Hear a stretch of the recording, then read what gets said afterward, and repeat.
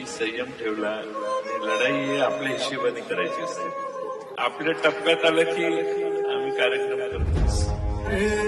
आवाज NS आवाज Abhishek आवाज कोणाचा आवाज जनतेचा काही दिशातून खुलला